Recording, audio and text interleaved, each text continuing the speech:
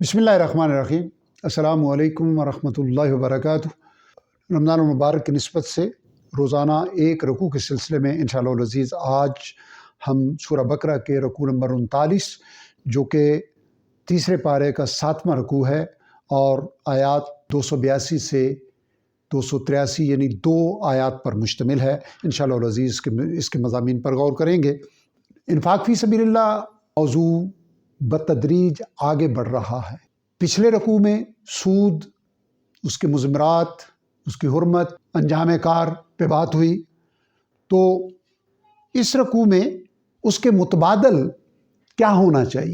کوئی شخص ضرورت مند جب قرض لیتا ہے تو سود خور اس کی اس مجبوری کی وجہ سے کئی گنا زیادہ وصول کرتا ہے، تو جو پسندیدہ رستہ ہے کہ وہ ایمان والے ایک دوسرے کو قرض دیں۔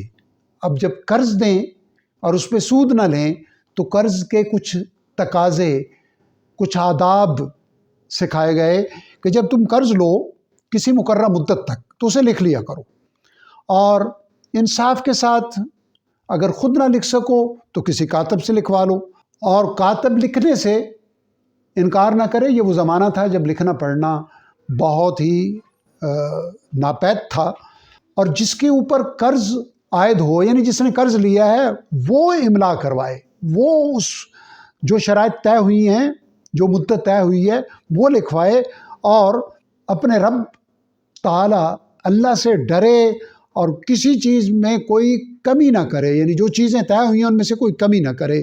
قرض لینے والا اگر نادان ہو، ناسمجھ ہو، چھوٹا ہو یا ناتواں ہو، لکھنے کی صلاحیت نہ رکھتا ہو، تو پھر اس کا سرپرست انصاف کے ساتھ لکھوائے، اور اس دستاویز پہ اپنے اعتماد والے 2 افراد کو گواہ بھی بنا لو۔ اگر 2 مرد دستیاب نہ ہو تو 1 مرد اور 2 عورتیں، جن افراد کو تم گواہ کے طور پہ قبول کرو انہیں لے لو۔ مرد کے مقابلے میں عورتوں کا 2 ہونے کی حکمت ارشاد فرمائی کہ اگر ایک بھول جائے تو گواہی کے وقت دوسری اسے یاد دلا دے۔ دستاویز پہ اختلاف کی صورت پیدا ہو اور گواہوں کو بلایا جائے تو وہ آنے سے انکار نہ کرے، اور ارشاد فرمایا کہ معاملہ قرض کا چھوٹا ہو یا بڑا ہو لکھنے میں سستی نہ کرو، شرط ہے کہ وہ کسی مقررہ مدت تک کا ہو۔ یہ طریقہ اللہ تعالیٰ کے نزدیک انصاف والا ہے اور گواہی کو زیادہ قائم رکھنے والا ہے، اور اس بات کے زیادہ قریب ہے کہ تم لوگ شک میں مبتلا نہ ہو۔ عمومی زندگی میں انسان غور کر سکتا ہے کہ ان معاملات پہ عمل نہ کیا جائے تو یہ ساری چیزیں ہوتی ہیں۔ البتہ کوئی تجارت ہو، کوئی تاجر آپس میں جو تبادلہ کرتے رہتے ہیں مال کا، تو اس کو نہ بھی لکھو تو کوئی حرج نہیں ہے، البتہ گواہ ضرور کر لیا کرو، اور نہ ہی تو لکھنے والا کاتب نقصان پہنچائے اور نہ گواہ، اور وائس ورثہ، نہ ہی کاتب کو نقصان پہنچایا جائے نہ ہی گواہ کو۔ اگر تم ایسا کرو تو یہ تمہارے لیے گناہ ہے، یعنی یہ پورے شعور اور ارادے سے ہونے والا عمل ہے۔ اللہ تعالیٰ سے ڈرو، وہ تمہیں تعلیم دیتے ہیں، اور اللہ ہر چیز کا علم رکھنے والے ہیں۔ اللہ کو معلوم ہے کہ کیا کیا نتائج ہو سکتے ہیں، کیا کیا نزاعات ہو سکتے ہیں۔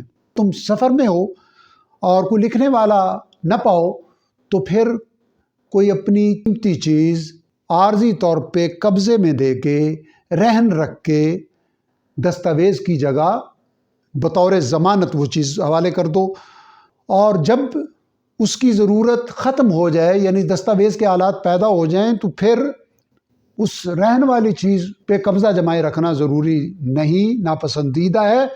وہ امانت اس شخص کی واپس کر دی جائے، اور ہر معاملے میں اپنے رب تعالیٰ اللہ تعالیٰ سے ڈرو۔ گواہی کو نہ چھپاؤ، جو اسے چھپائے گا تو یہ دل کا گناہ ہے، اور دل کا گناہ بتدریج اسے آلودہ کر دیتا ہے، مور زدہ حالت تک پہنچا دیتا ہے۔ اللہ تعالیٰ تمہارے عملوں سے بخوبی آگاہ ہے۔ رب ذوالجلال اپنی رحمت و کرم سے ہمیں قرآن حکیم کو سمجھنے، عمل کرنے اور دوسروں تک پہنچانے کی توفیق عطا فرمائے۔ آخر دعوانا الحمدللہ رب العالمین۔